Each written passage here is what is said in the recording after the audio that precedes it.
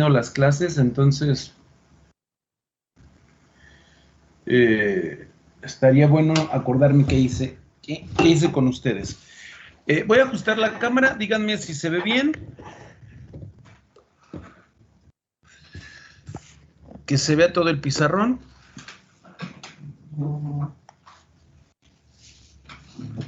Para que podamos empezar. Voy a hacer un ejercicio 2 veces. Tratando de recuperar el tiempo de la clase pasada. Al cual no los pude ver.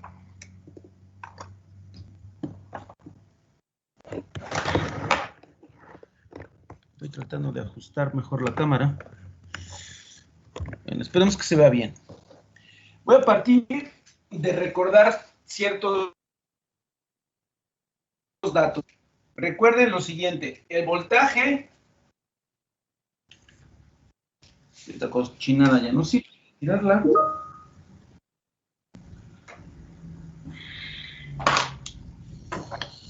El voltaje, ¿ahí se ve bien? Sí, profe. Base emisor en saturación. Voy a poner un subíndice abajo, I de ideal, ¿ok? Es igual a 0.7 volts. Recuerden que ahorita que estamos hablando de...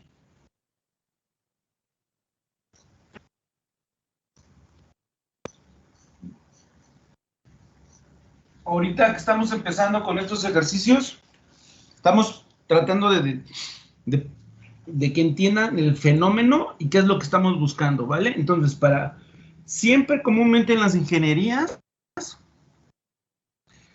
para entender el fenómeno se simplifican cosas y se idealiza. Entonces, vamos a hacer, aquí hicimos el ejercicio del motor.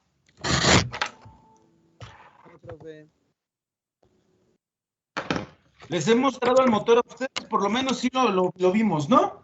Sí, sí lo vimos. Entonces, vean, sáquenle ahí, guarden los datos del motor.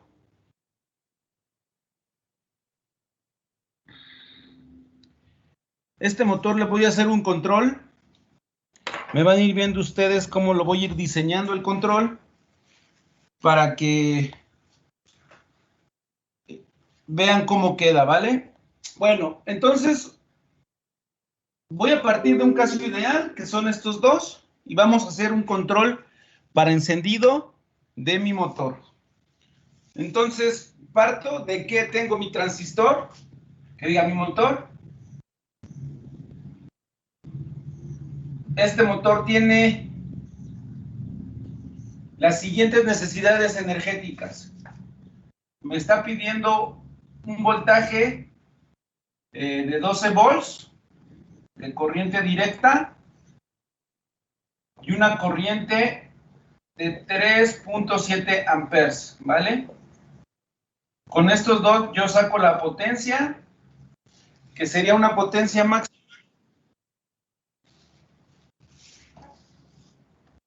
de 12 por 3.7, 12 volts por 3.7 amperes, estamos hablando de 44.4 watts, ¿ok?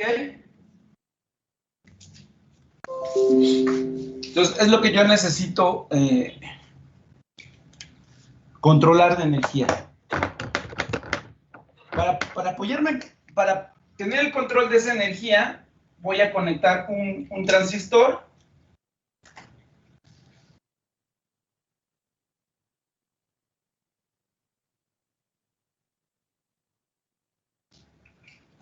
Ok.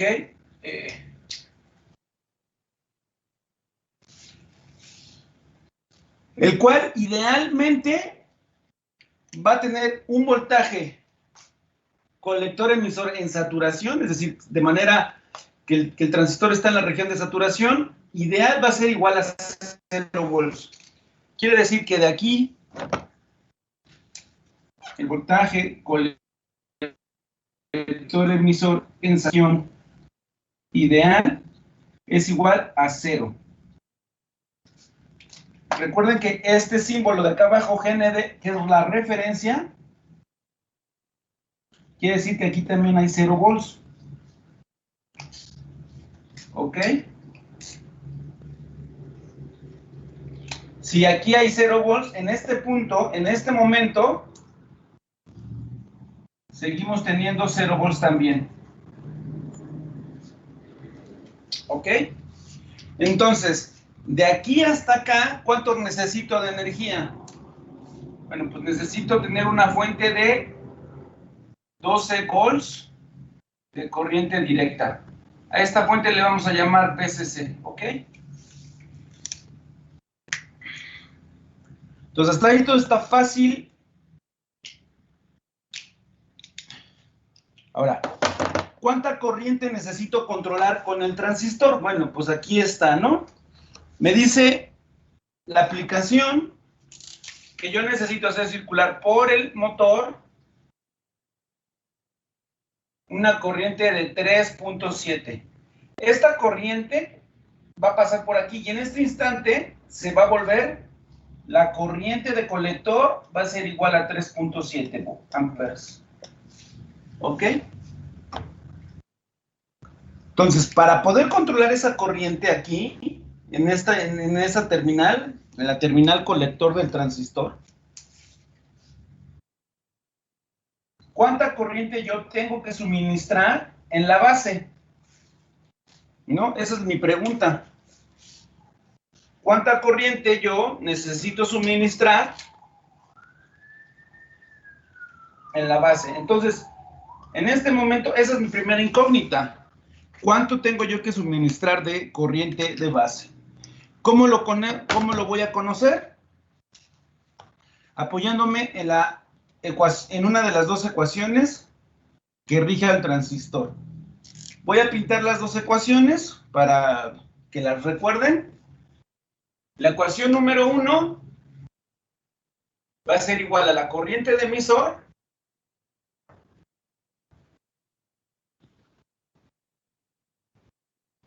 la corriente de la base. ¿Ok? Entonces, fíjense bien, esa ecuación lo único que está representando es las leyes de corriente de Kirchhoff. ¿Ok? Recuerden que esa ley dice que todas las corrientes que entran y salen a un nodo deben ser igual. Entonces, si nosotros consideramos a este transistor un nodo, resulta ser que la corriente que entra por colector más la corriente que entra por base se suman y tienen que salir a fuercitas por el emisor.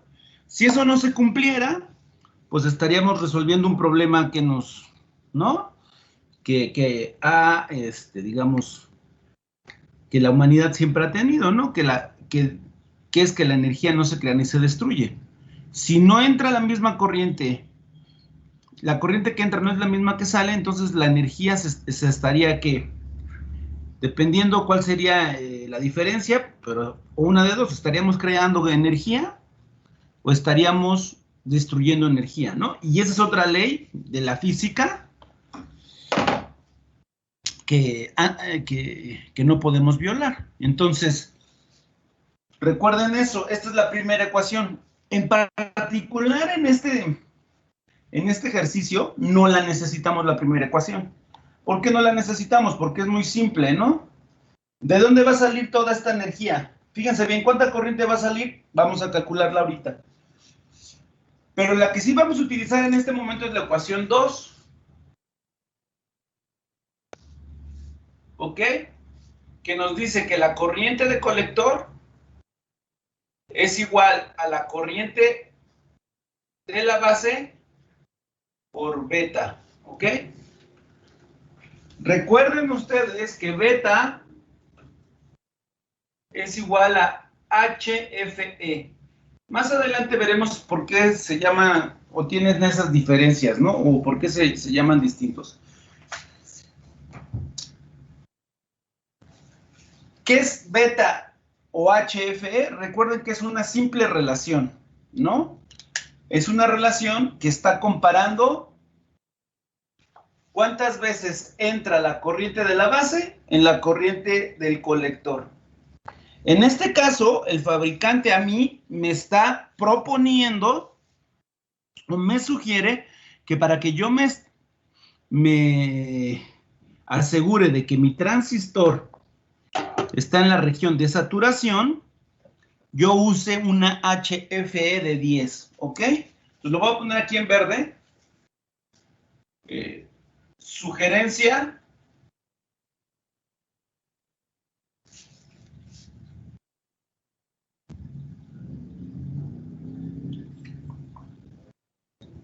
Del fabricante es una HFE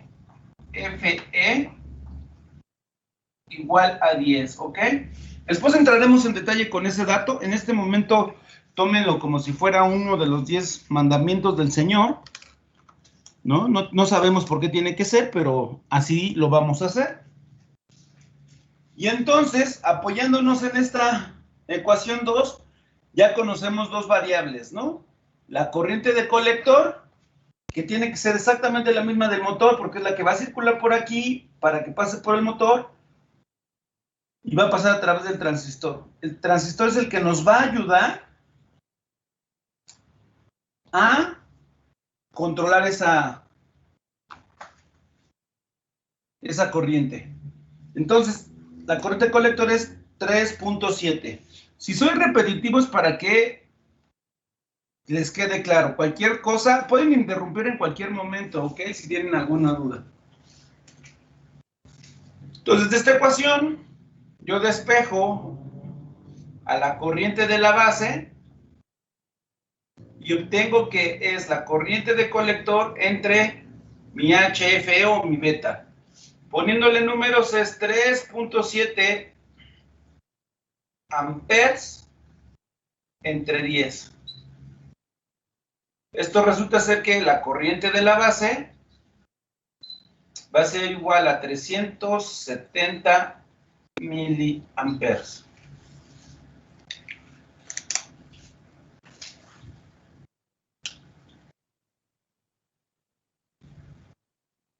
Y ya tenemos resuelto otra cantidad del problema, ¿ok? Entonces, aquí ya sabemos que tiene que ser 370 miliamperes. ¿De dónde los voy a sacar? Esa es la pregunta interesante. Bueno, en este problema en particular, pues de esta fuente, ¿no? ¿Qué hago? Voy a conectar este punto con la fuente para que haya otro flujo de corriente. Me vengo así para no estorbar y conecto esto. Fíjense bien, si yo hago eso, va a salir un flujo de corriente por aquí.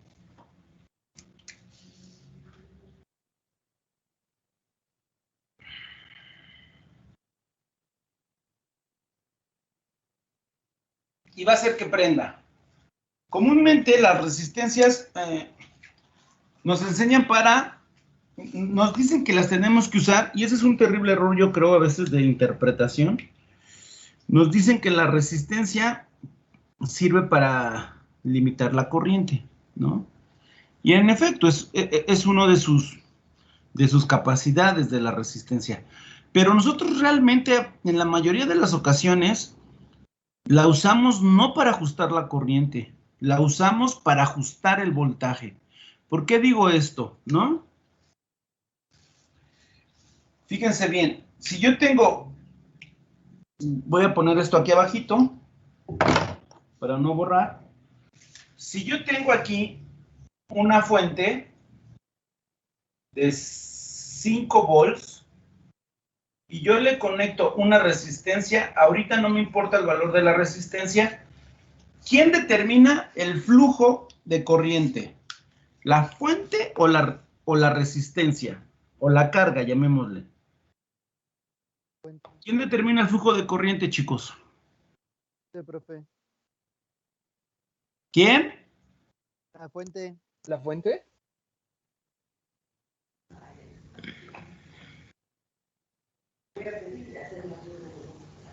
Dos personas dijeron la fuente, los demás. La fuente. Tres, la fuente. ¿Quién más?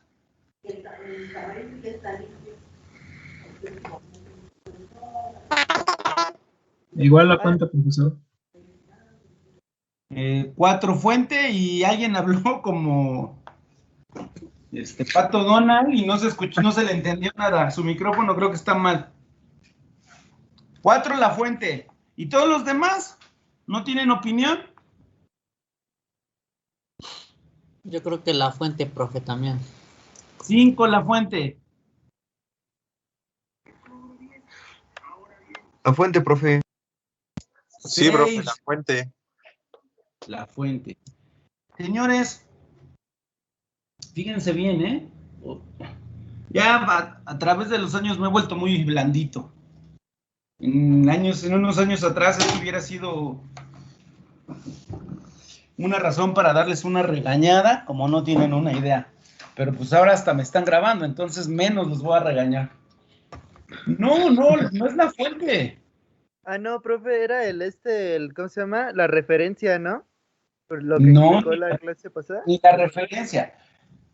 Fíjense bien, aquí es donde, bueno, chicos, tienen que ponerse a estudiar circuitos. O sea, aquí es donde me doy cuenta que conceptos básicos, muy básicos, no los conocen. Lo de la referencia, si se dan cuenta, yo en ese circuito no puse referencia, porque no es necesario poner la referencia, el circuito va a funcionar. Si yo la pongo acá, tendré un voltaje negativo, pero el circuito va a seguir funcionando. Si la pongo aquí, voy a tener un voltaje positivo, pero el circuito va a seguir funcionando. ¿No? Pero la referencia nos ayuda para pensar en términos de voltaje, no para pensar en términos de corriente. Para la corriente no necesitamos la referencia. Y aquí es donde surge, ¿quién demanda la corriente? ¿Quién dice cuánto vale la corriente? Es la carga. Fíjense bien. Hay dos fenómenos ahí, ¿no? La corriente disponible que tiene la fuente para entregar. Pero lo que más importa es la corriente que demanda la carga, ¿no? La carga llega, le conectas la fuente que tiene una tensión, 10, 5, lo que sea, y dependiendo de esa tensión, la carga va a decir, bueno, yo tengo que cumplir la ley de Ohm. Para cumplir la ley de Ohm, yo requiero demandar 10 amperes, 5 amperes, 1 ampere. ¿Pero de qué depende esa demanda? Pues del valor resistivo que tiene la resistencia o la carga, ¿no? Aquí no van a variar el voltaje. Si esta resistencia o esta carga que tengo aquí es de 1 ohm, ¿cuánto me va a consumir de corriente?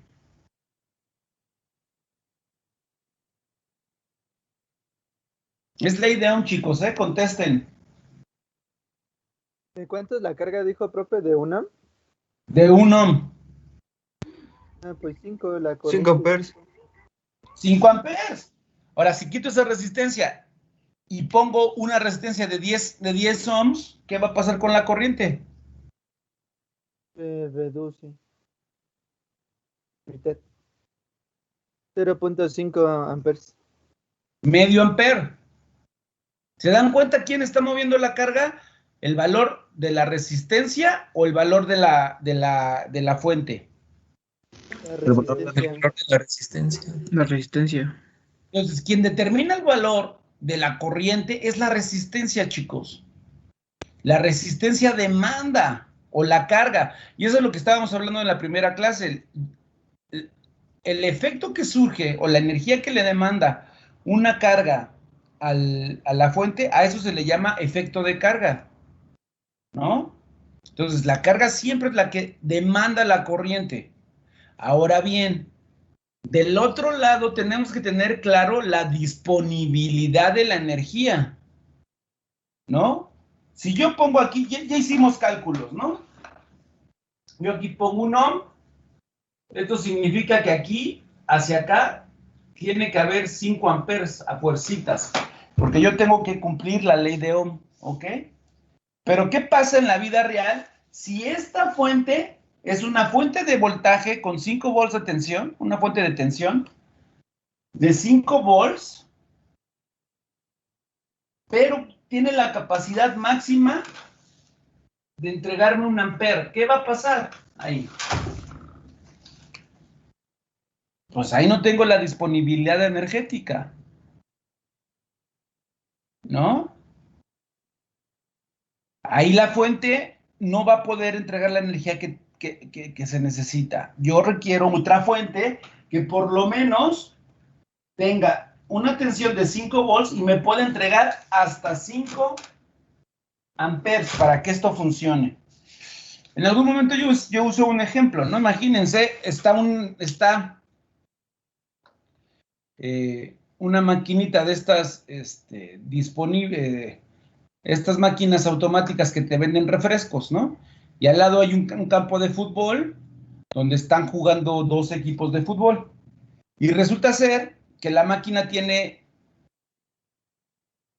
15 refrescos ahí almacenados, ¿no? Se acaba el partido y un equipo llega y 11 jugadores de un equipo llegan y quieren beber un refresco. La pregunta es, ¿la máquina tiene la capacidad para suministrar la demanda de refrescos del equipo de fútbol?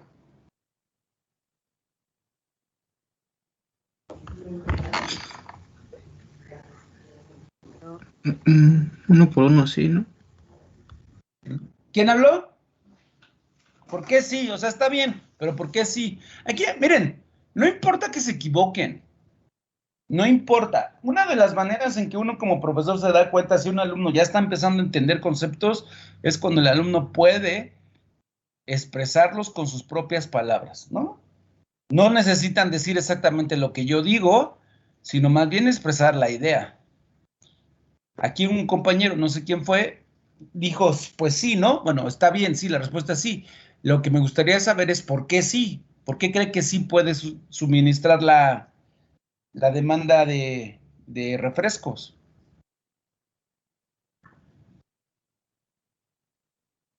La persona que habló no estaría de más que lo intentara, ¿eh? No pasa nada. El único lugar donde no se pueden equivocar es el examen y para eso falta mucho. ¿O alguien más?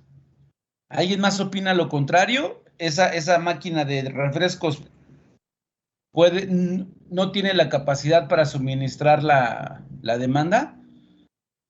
Pues yo opino que no, profe. Bueno, yo no sé el por qué sí, pero yo digo que no porque pues todo es dependiendo al número de personas, ¿no? Para suministrar los refrescos de la máquina. Ok.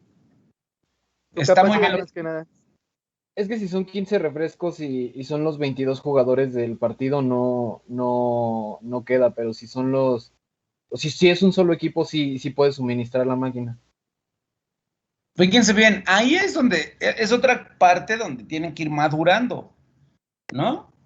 Analizar los problemas hasta donde sí y hasta donde no. O sea, lo que acaba de decir el compañero es totalmente correcto. Dice, si son los 2 equipos, no puede suministrarlo. ¿Por qué no puede suministrarlo, compañero? Porque son 22 personas y en la máquina había 15 refrescos, ¿no? Exacto, ¿no? Pero yo planteé así el problema.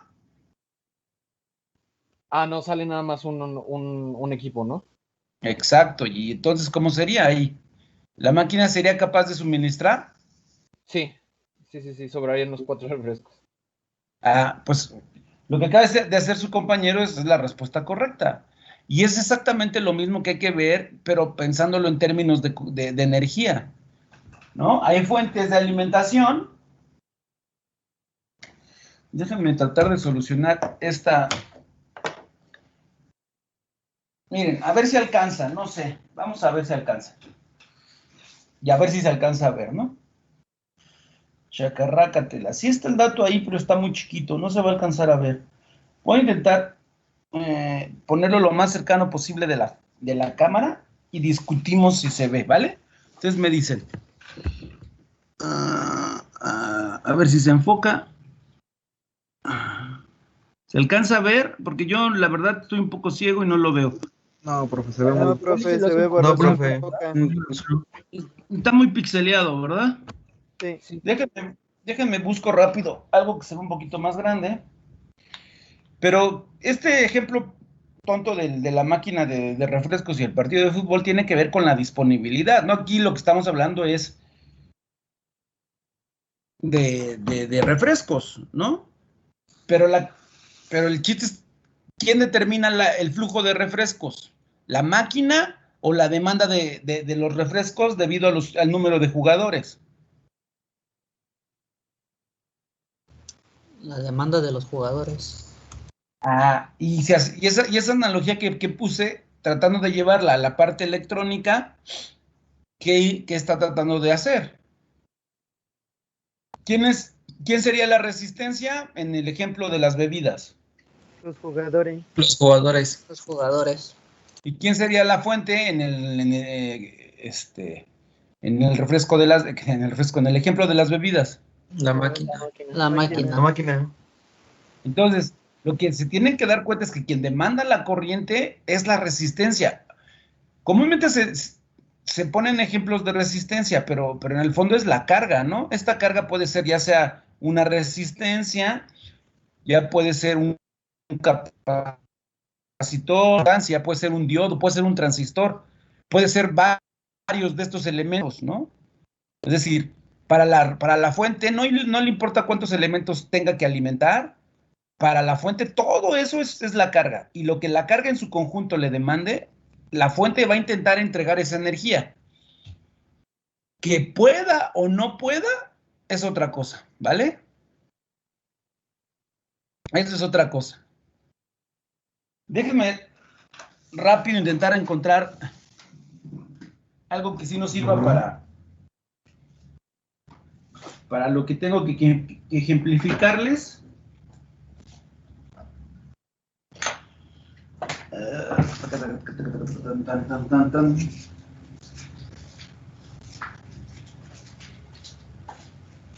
Ahora, fíjense bien, esta parte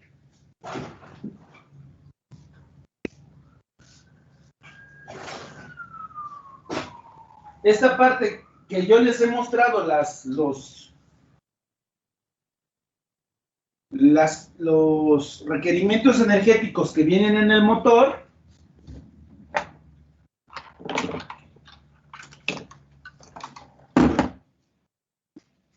me está diciendo lo que me va a demandar, ¿no? Por eso nosotros estamos partiendo de aquí. Yo lo que quiero mover es el motor. Entonces, ¿qué me pide? Me pide una tensión en sus terminales de 12 volts y que fluya a través de él una corriente de 3.7 amperes. Fíjense bien, este eliminador que tengo aquí es de mi disco duro. Este sí, yo creo que sí se va a alcanzar, ¿no? Así, sí va a alcanzar a ver. ¿Qué dice el eliminador? ¿Quién lo lee? ¿Alguien lo puede leer de favor? Un poquito más lejos, profe. Es que se acerca mucho. De 100 a 240 volts. Ajá. Pero eso directa. ¿De 100 a 200 dice de corriente directa? No, es que no alcanza a ver, profe. Dice alterna, ¿no? Corriente directa de escena. 50 a 60 Hz, 450 miliamperes de salida. Y ¿Seguro? No, de entrada. No, de salida da 12 volts. A 1.5 amperes de corriente continua. ¿Ya se dieron cuenta las especificaciones? Es decir, este me entrega 12 volts de salida y una corriente máxima de 1.5 amperes. ¿Qué significa? Si yo necesito alimentar alguna carga a 12 volts con 1 amper, ¿me va a servir este eliminador? Sí. Sí. Si yo necesito alimentar una fuente, el ejemplo más claro, ¿yo puedo alimentar nuestro motor con este eliminador? No. Sí, pero ahí ¿cómo se llama? El efecto carga, ¿no? Yo, profesor. ¿Por qué, Aaron? ¿Por qué dices que sí? O sea, sí va a arrancar, pero va a tener problemas en el arranque, o sea, no va a recibir lo que necesita el motor. Entonces, es lo no que va yo a pienso. arrancar. Tenemos los 12 volts que pide, pero en el amperaje no lo tenemos. Pero fíjense bien, lo que dice Aaron, dice, va a arrancar, pero... Entonces la pregunta es, ¿nos va a servir en el fondo? No sirve. No, profe. Es como lo que pasa ok. con los celulares, ¿no, profe? Un poco con los cargadores de celular. Si no tienes el amperaje que requiere tu celular, igual y sí hace lo de la carga, pero no, o sea, toma mucho tiempo. Sí, pero te das cuenta que ahí estás metiendo una variable, digamos, o sea, tienes razón, pero estás metiendo una variable extra, que es el tiempo. O sea, en el fondo nos interesa a nosotros realmente, desde el punto de vista electrónico, llamémoslo así, nos importa que la batería se cargue en 3 días. Como yo lo veo, es no. O sea, nos importa por nuestro estilo de vida, nos importa porque necesitamos el celular y lo necesitamos ya. Pero si la batería se carga en 3 días o en media hora y yo conecto esa batería a algún circuito, va a funcionar exactamente igual. ¿Sí me doy a entender? Pero fíjate bien la diferencia con el motor. Lo que me importa del motor es que el motor funcione, no que medio funcione. Cuando yo lo prenda, tiene que funcionar de verdad. Entonces, el caso de las baterías tiene que ver con muchos factores, con la tecnología de la batería, con la energía, pero disponible, pero en el fondo, entre más energía disponible yo tenga, pues le saco le aprovecho las características de la batería, ¿no? Si la batería es de una tecnología de mayor capacidad y de cargado rápido, pues se va a cargar más rápido y me va a durar más, obvio, ¿no? Pero regresando al ejemplo de las baterías, es si yo tengo una batería, o sea, nada más piénsenlo, si yo tengo una batería que necesita ser cargada a 12 volts, pero me va a demandar, no, fíjense bien, en el caso de las baterías sí es distinto, porque si tengo una batería que se tiene que cargar a 12 volts y me pide 2 amperes, sí la va a cargar, pero la va a cargar más lenta. O sea, ahí hay un factor extra y después más adelante lo veremos, ¿no? Porque entra en función el tiempo en la bobina y en el capacitor, ¿no? Pero digamos, de manera instantánea, en un instante tienen que cumplir la ley de Ohm. Siempre la tienen que cumplir. O sea, pero espero que haya quedado un poquito más claro de lo que significa que me demanden energía y la energía disponible, ¿ok? Yo tenía hoy pensado hacer un pequeño experimento para que lo vieran ustedes, pero resulta ser que mi fuente no está calibrada y no se va a ver lo que quiero que ustedes observen, que es cuando el motor que vamos a ir construyendo, cómo demanda la energía y qué pasa con esa energía, ¿no? Ahora, el motor, se los voy a explicar ahorita, ya después lo veremos en el videíto. Si yo lo conecto, es muy probable que sí funcione, porque el motor también no tiene carga, ¿no? Digamos, en el ámbito de la mecánica, cuando un motor está girando sin hacer ningún trabajo, es un motor que está corriendo libre, no tiene carga. Entonces ahí va a consumir bien poquita energía. Pero en el instante que yo le aplique una fuerza al motor, va a haber una resistencia ya mecánica. Y entonces, para que el motor se siga moviendo, ¿qué va a intentar hacer? Demandar la corriente. De tal manera que si yo no tengo la disponibilidad de la energía, el motor ya no va a poder mover lo que tenga que mover, ¿no? Entonces, todo esto tiene que ver con el concepto de trabajo, ¿va? Entonces, regresemos a terminar nuestro ejercicio. Entonces yo ya sé. Y entonces me quedé, ¿de dónde salió esto? Si yo conecto esto, ¿quién va a hacer la carga para esta fuente en esta rama? Únicamente el transistor. De tal manera que si todo funciona idealmente, el transistor va solo a consumir 370 miliamperes. Pero el problema real por el cual tenemos que usar una resistencia no es por la corriente, porque la corriente, ¿quién la demanda? La demanda la carga. En este caso, ¿quién es la carga? El transistor. Lo que sí puede quemar aquí el transistor es la tensión. ¿Por qué es la tensión? Fíjense bien. La teoría dice que para que funcione el transistor idealmente, ¿cuánto tengo que tener el voltaje base emisor en saturación ideal? 0.7. Significa que de aquí, ¿no? Estos dos son así. Voltaje base emisor en saturación ideal, tengo que tener 0.7 volts. Y ahorita, sin nada, desde tierra por este camino hasta acá, ¿cuánto tengo?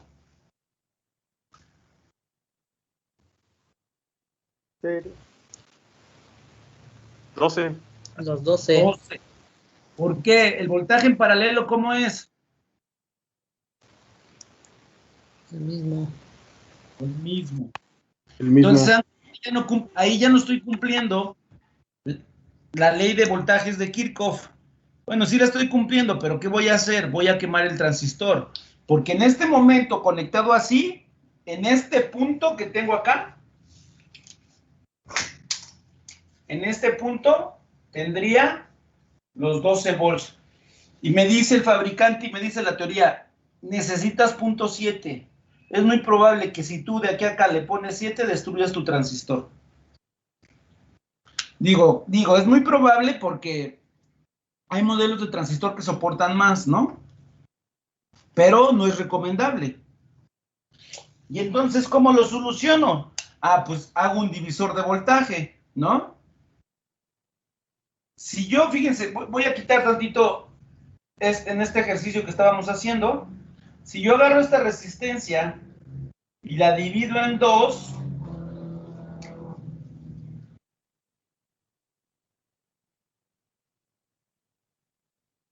hasta ahorita le estamos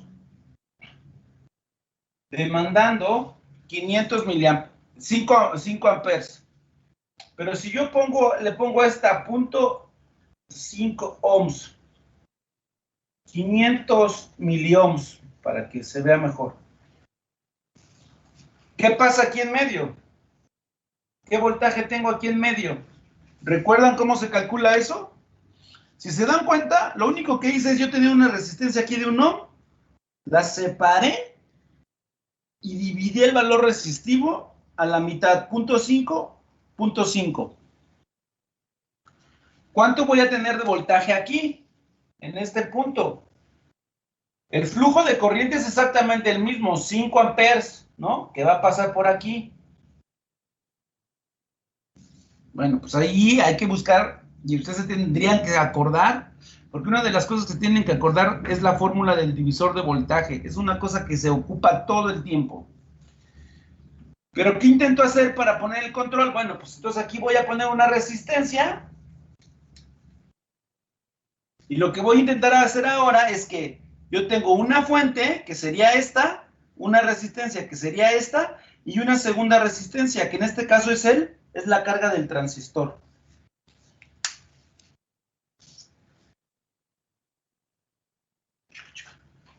¿Cómo voy a calcular?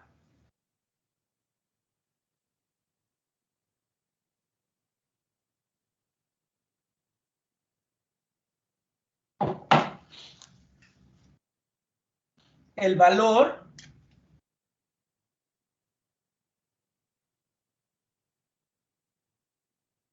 de esta resistencia, pues usando la ley de Ohm. Punto A, punto B. La resistencia va a ser igual al voltaje en el punto A menos el voltaje en el punto B entre la corriente que circula a través de la resistencia. El punto A está conectado acá a la fuente. ¿Cuánto tengo ahí? 12 volts.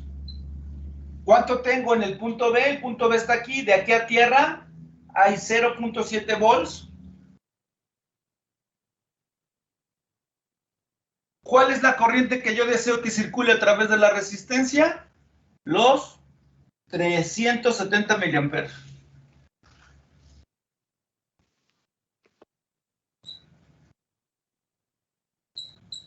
¿Cuánto da eso, chicos? 30.54 Sí. ohms. 30.54.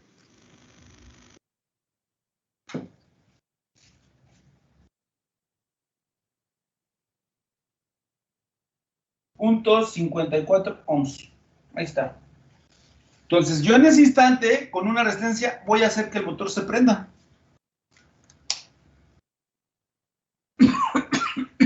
¿Ok?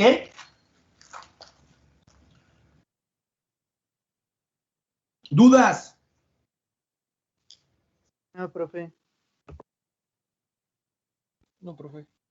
No, por el momento no. Fíjense bien. Vamos a pasar a una segunda etapa, en la complejidad. En la complejidad del problema. Yo aquí le puse voltaje, base, emisor en saturación, una I de ideal. Voltaje colector emisor en saturación de manera ideal. Y aquí el punto es que de manera ideal digo que consume 0. Eso significa que el transistor no consume potencia. Vamos a hacer ese cálculo, ¿vale? Ya habíamos checado que la potencia del motor... Bueno, espérenme. Antes de pasar al cálculo de potencia, vamos a demostrar que todo el circuito está en equilibrio. Fíjense bien, de aquí es la fuente, en esta pequeña ramita, ¿cuánta corriente tengo? ¿Se alcanza a ver ahí? Sí, profe. ¿Cero? ¿Cuánta corriente tengo? 370 miliamperes. No. Ahí tengo, fíjense bien, 4.07 amperes.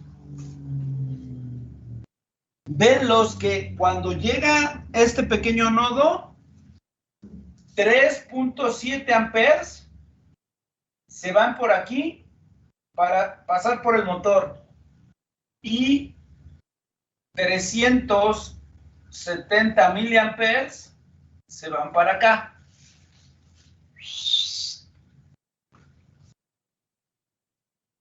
¿Qué pasa en el transistor? Pues pasa que la suma de la corriente del colector más la suma de la corriente de la base van a ser igual a la suma de corriente del emisor. Entonces, lo que está pasando en este nodo está pasando de manera inversa en el transistor. Aquí se están separando las corrientes y aquí se están sumando. De tal manera que en este pequeño tramito, que es el retorno a la fuente, ¿cuánto flujo de corriente hay? 4.07 amperes. Y en ese instante todo el circuito está en equilibrio. Está cumpliendo las dos leyes de Kirchhoff, la de voltaje y la de corriente. Que eso por definición en sus cursos de circuitos se los enseñaron, ¿no? Y se dice que son leyes, entonces tienen que ser cumplidas forzosamente.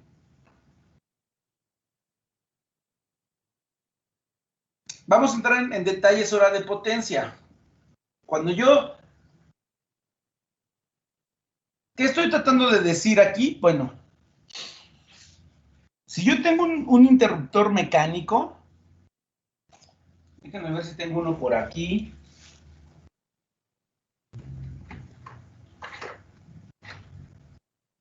Bueno, sí tengo, pero no es el adecuado el que yo quiero, pero para ejemplificar va a servir. Tengo este push button, ¿no? Entonces, si está así, está normalmente abierto, yo primo y está siendo normalmente cerrado.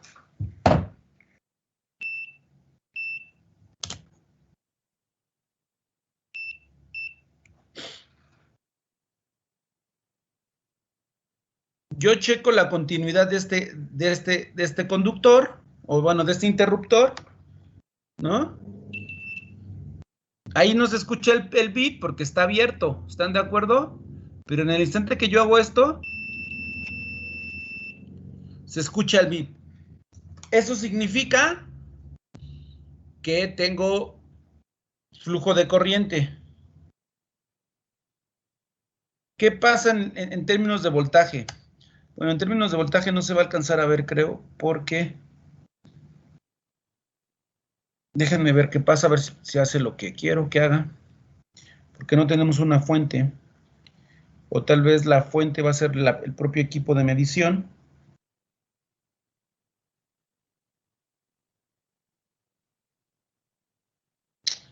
Bueno, sí se ve, pero se ve muy pequeño. Voy a tratar de... Me va a costar un poco de trabajo hacer esto que quiero que vean.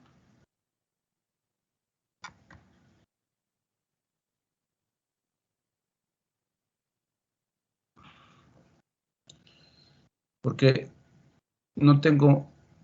Mi multímetro no tiene soporte para que lo pare y lo puedan ver ustedes. Pero bueno, vamos a buscar ahí la solución. Me dicen si se ve.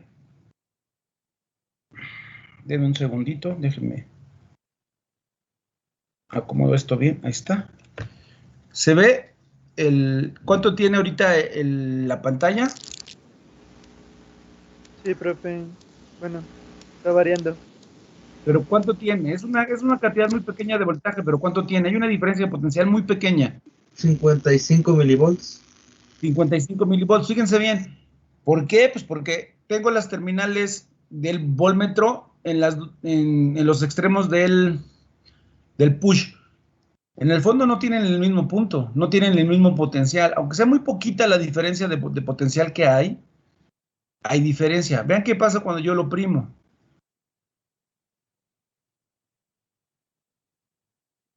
Se va a hacer. Entonces, fíjense bien, esto es pues es un interruptor ideal. No consume potencia. ¿Por qué no consume potencia? Voy a poner los ejemplos acá. Voy a mover tantito para acá para usar el otro pizarrón. ¿Sí se alcanza a ver? Si no se ve mucho, me avisan para no borrar. Sí, profe. Tenemos el interruptor de manera ideal. Bueno, aquí, ¿no? El interruptor de manera ideal tiene dos estados, ¿están de acuerdo? Este y este. Este es cuando no lo oprimo y este es cuando lo oprimo. Cuando yo lo oprimí, en términos de corriente, sonó la chicharra, ¿están de acuerdo? Cuando estaba midiendo la conductividad, sonó la chicharra. ¿Eso qué significa? Que hay corriente. Entonces, hay un valor, voy a inventarlo, 10 miliamperes.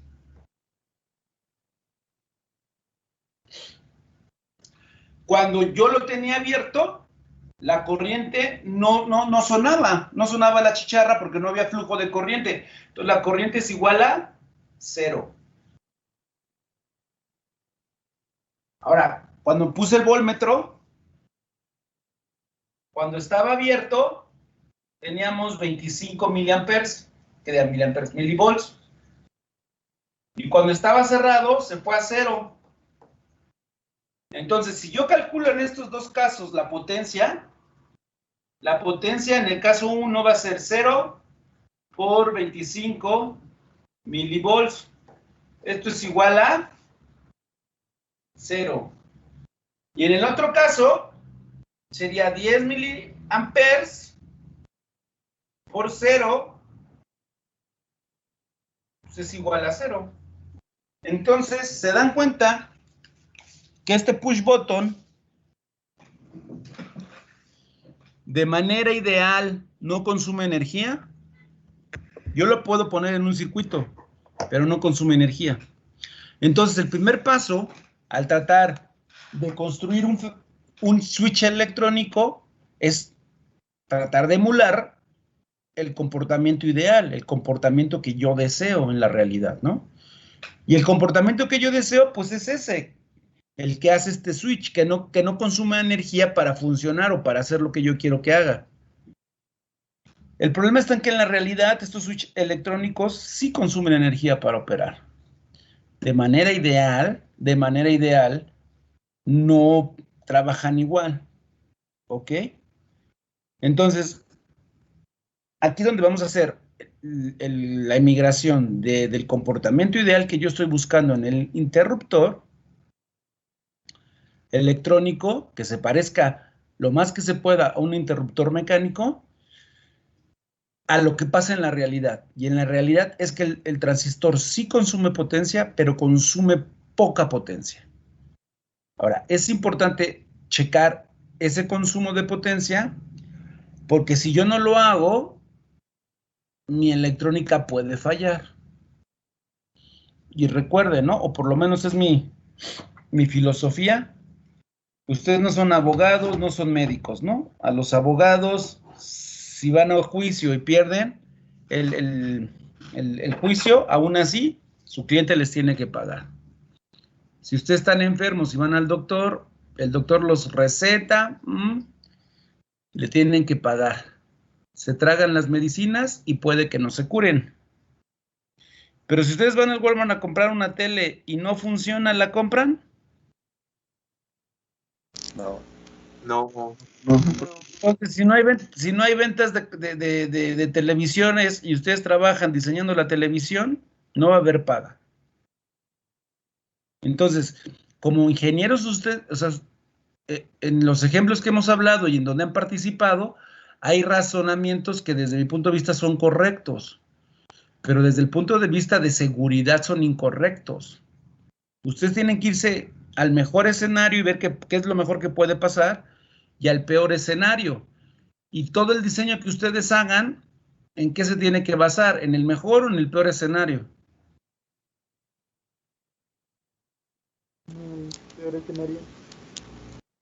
En el peor escenario, ¿por qué? Porque si yo diseño bajo el criterio del peor escenario, ¿qué es lo único que me voy a asegurar? Pues de que mi cosa no se queme, no explote, que funcione. Y que dure. ¿Cómo, Ángel? O sea, que dure también. Que dure. Bueno, fíjense bien, ese es un criterio real e importante desde el punto de vista de nosotros, ¿no? Como consumidores. Nosotros como consumidores quisiéramos que cada cosa que compremos nos dure para siempre, ¿no? Pero si ustedes fueran productores, ¿quieren que eso ocurra? No, para tener que vender más. ¿No? Pues lo que quieres es vender más. Entonces, ese es un criterio que cada vez no es tan importante, ¿eh? En el pasado, hace 10 años, hace 20 años, hace 30 años, sí era muy importante. La reputación de una marca era que hacía buenos productos. ¿Y qué significaba que eran buenos productos? Pues que duraban las cosas. Hoy en día, la reputación de una marca es distinta, ¿no? Hoy, por ejemplo, ¿a alguien de ustedes ya les pasó que su televisor ya no tiene Netflix, por ejemplo? La versión de el software de su televisor ya no acepta la última versión de Netflix. Sí, de hecho pasó con una que tengo que ya no me aceptó YouTube, que se desactualizó. Y ahí entramos en conflictos, porque bajo la ley los fabricantes se protegen. Yo vendo un producto y yo le doy soporte tantos años. Ya pasaron esos años, yo ya no tengo la obligación de darle soporte. Entonces, ¿qué te obligan a ti si tú quieres ver YouTube en tu tele? Comprar una tele nueva. Comprar una tele. Pues ese es el mundo en el que estamos, ¿no? Hasta cierto punto sí tenemos que saber diseñar bien y que no haya errores, porque nos tienen que comprar las cosas, pero pues está este concepto que ahora que parece ser que moralmente es más aceptado, que es la obsolescencia programable, ¿no? Entonces, ¿cómo nos acercamos al comportamiento real del transistor? Bueno, pues haciendo un pequeño ajuste. Nada más voy a hacer 2 cambios, fíjense bien. Ahora vamos a hablar de voltaje, base emisor en saturación. Le voy a quitar la I de ideal. Y le voy a poner una T de teórica. En el caso del voltaje colector emisor en saturación, tanto de manera ideal como de manera teórica, vale 0.7. Y ese voltaje es el que nos permite prender el transistor. Si el transistor tiene 0.7 ahí, el transistor se enciende. Si no tengo 0.7 ahí, el transistor no está encendido y de nada sirve. Lo demás no importa. Pero donde hay una pequeña modificación, pero una pequeña modificación, a pesar de que es muy pequeña, es muy significativa, es en el caso de voltaje colector emisor en saturación teórico, que me dice que voltaje colector emisor en saturación teórico va a ser igual ahora a 0.2 volts, es decir, 200 milivolts. Y vean, ese simple y pequeño cambio, ¿qué va a hacer? Ah, espérenme. Voy a regresar un poquito atrás, ¿eh? Voy a hacer el cálculo que se me fue, el cálculo de la potencia del transistor.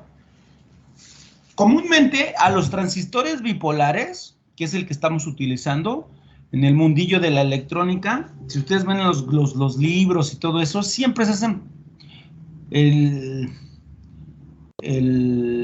transistor lo identificamos con la letra Q. Viene del punto de operación Q, que más adelante lo veremos, ¿no? Lo retomaremos. Entonces, la potencia de Q, me estoy refiriendo que es la potencia del transistor.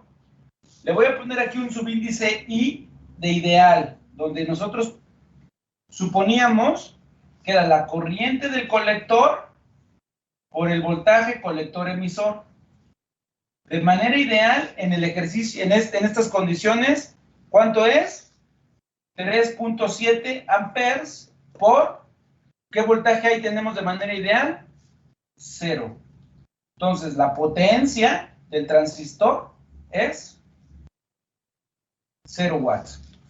De manera ideal no está consumiendo energía. De manera ideal se está comportando como un Bill push button, ¿vale? Ahorita ya hicimos una pequeña consideración. Ya vamos a tratar de apegarnos a lo que pasa en la realidad. Hice este cambio, ¿no? Ahora ya tenemos nuevas condiciones. Estas nuevas condiciones, ¿cómo nos afectan? Vean, voy a hacer el pequeño cambio aquí. Le voy a quitar la I. Aquí también le voy a quitar la I. Nada más le voy a poner la T ahora. Voy a tratar de cambiar de color para que... la I, el voltaje base emisor en saturación, tanto ideal como teórica, es el mismo. Entonces ahí lo dejo. Lo único que cambia es esto. 200 milivolts.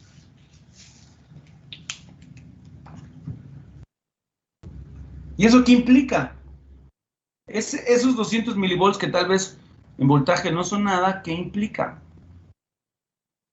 Pues vamos a hacer cálculos, ¿no? De entrada, vamos a medir la potencia ahora del transistor.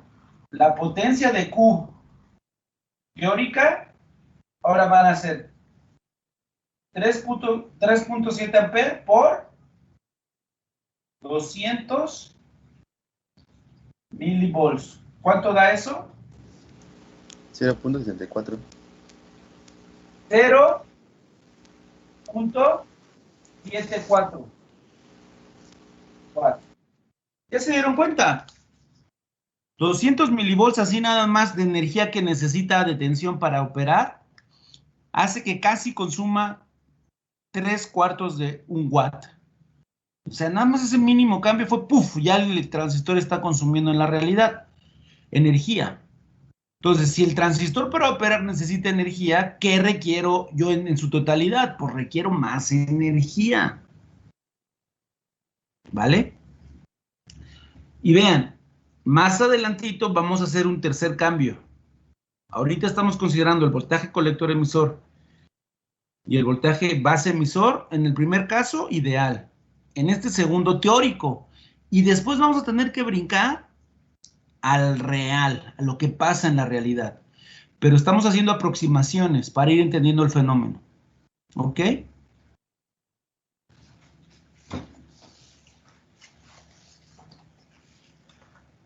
De entrada, vean, aquí ya tenemos una incongruencia energética. Para que funcione de manera ideal todo, de aquí a acá, ¿cuánto necesito yo? 200 milivolts. Entonces, este cero que tengo aquí ya no es verdad. Ahora aquí tengo 0.2 volts. De aquí a aquí 0.2 volts y de aquí a acá yo necesito 12. ¿Cuánto yo requiero de energía acá? Pues realmente ahora yo necesito 12.2 volts. Y aquí está una de las primeras decisiones. Fíjense bien.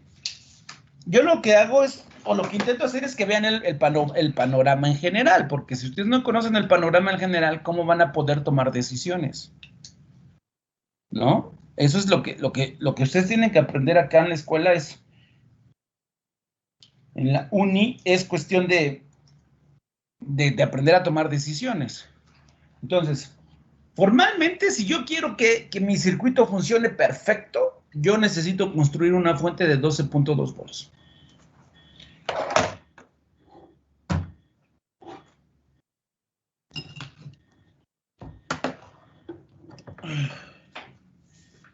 Si es así, con una de estas se resuelve el problema. ¿No? Es una fuente variable. ¿Qué me cuesta a mí? Le subo 12.12 volts. 12.2 volts y se acabó el problema, ¿no? Todo el circuito va a funcionar. Pero ¿qué pasa si yo no tengo una fuente de estas y yo estoy alimentando mi circuito con algo así?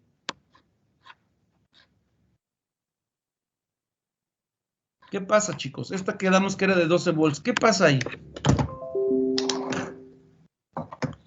Ya nos dimos cuenta que para que el circuito funcione bien, funcione perfecto, ¿eh?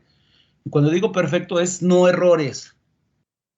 Necesito 200 milivolts aquí y 12 aquí. Eso me pide 12.12 volts. Y estamos hablando de una exageración. ¿Ok? Quiero que quede claro que esta manera de plantear las cosas es exagerada. En la vida real nos podemos mover un poquito y van a seguir funcionando más o menos bien las cosas. Bueno, no más o menos bien. Van a funcionar bien. Van a funcionar más o menos perfectamente. ¿Qué pasaría? Pues resulta ser que esta fuente es de 2, entonces yo ya no voy a tener la energía disponible. Alguien va a perder esa energía disponible. Comúnmente en este caso va a ser la carga. El transistor, para que opere bien y se sature, va a tomar sus 200 milivolts, le va a valer un comino.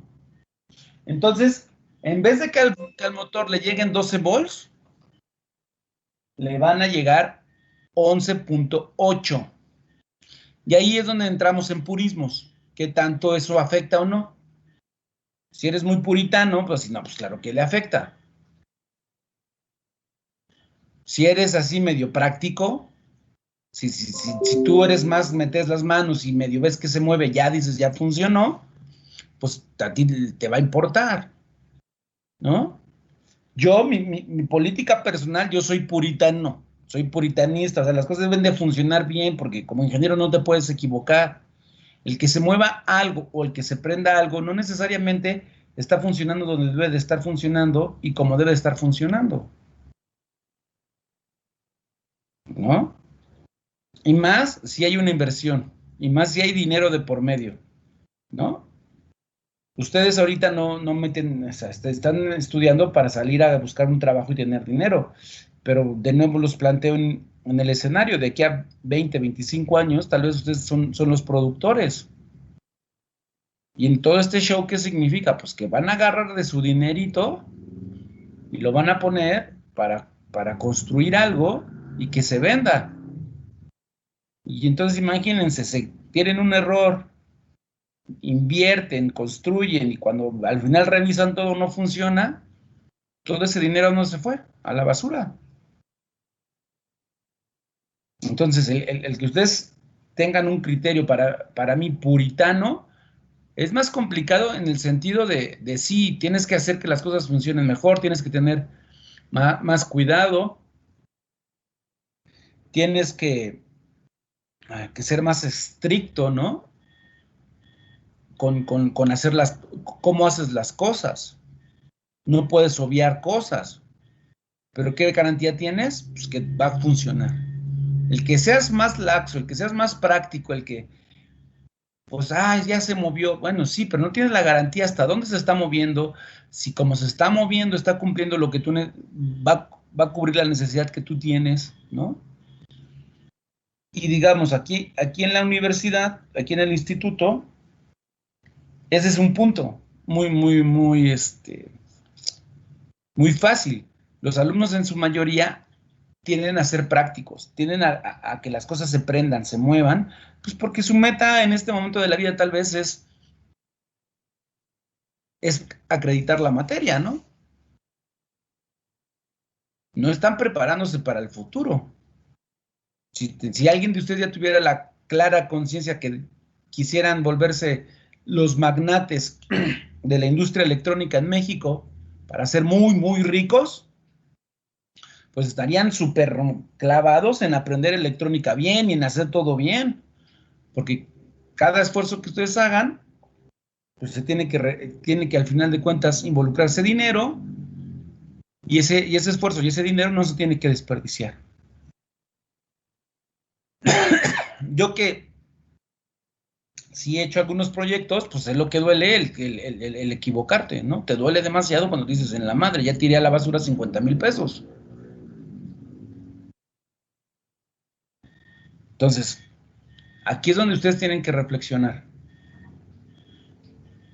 De manera académica, pues bueno, no pasa nada.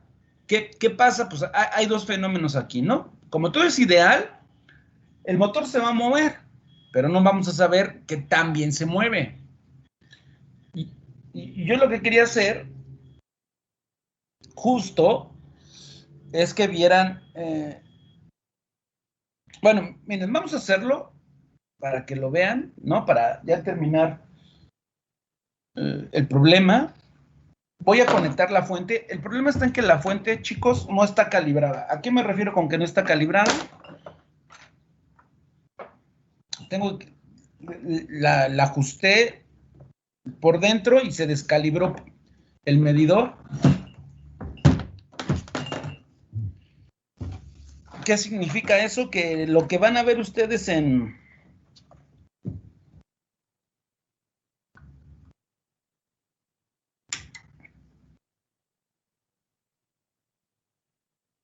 lo que ustedes van a ver en la pantalla no son los voltajes, así que vamos a tener que hacerlo lo vamos a tener que hacer con el...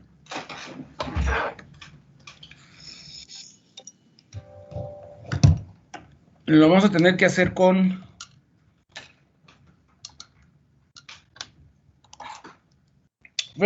Bueno, para ya acabar, porque ya tenemos 15 minutos, ya se acabó la clase. Continuamos el día de mañana. Ahorita lo único que quiero que vean es lo que quiero mostrarles. La fuente no está calibrada. ¿Qué significa eso? Que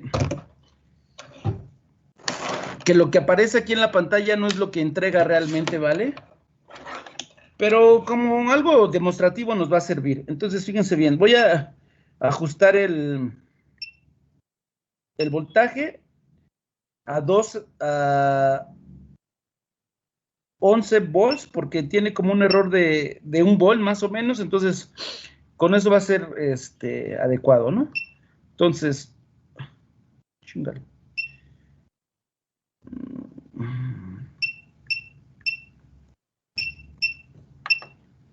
Ah, no lo está cambiando. Bueno, ya está. A ver. Entonces, vean.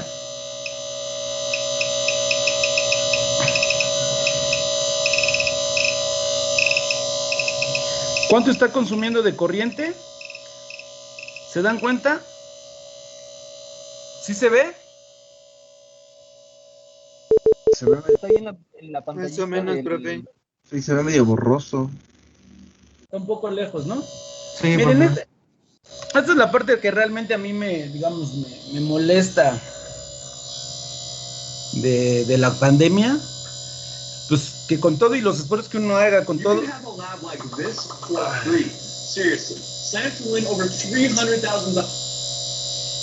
Déjenme lo levanto, pues falta infraestructura, ¿no? Me hacen falta cámaras y cosas para que se vean todo esto que podemos hacer bonito.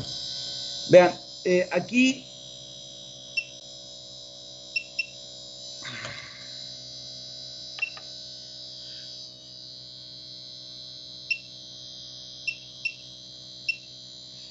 ¿No está cambiando el voltaje?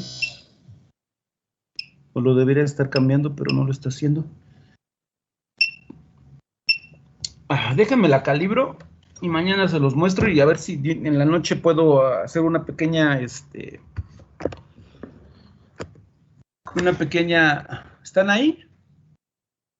Sí, profe. Sí, profe. Sí, profe. Sí, profe. Es que, y puedo hacer una pequeña basecita para que todo quede bien. Y entonces lo que vamos a hacer es, vamos a ver, voy a ponerle de los 12 volts y vamos a ver la corriente que me pide. Le voy a meter carga, es decir, voy a tratar de detener el motor y vamos a ver qué pasa. Y luego le voy a bajar a 11.8 y vamos a hacer el mismo ejercicio. Se van a dar cuenta que el motor le va a costar trabajo porque tiene menos energía, ¿no? Entonces, ahí es donde les decía del puritanismo que ustedes quieran como ingenieros ser, ¿no? Mi experiencia está en que los mejores alumnos que yo he tenido son los que suelen ser más puritanos. Y cuando salen, pues ese puritanismo les da chance de encontrar un mejor trabajo, porque pueden hacer más cosas, ¿no? Entonces, vamos a dejarle aquí. Los veo el día de mañana. ¿Dudas antes de irnos de lo que llevamos? Ahorita fíjense bien. Mañana tengo que borrar el pizarrón porque tengo clase de electrónica lineal. Y ahí veo otras cosas.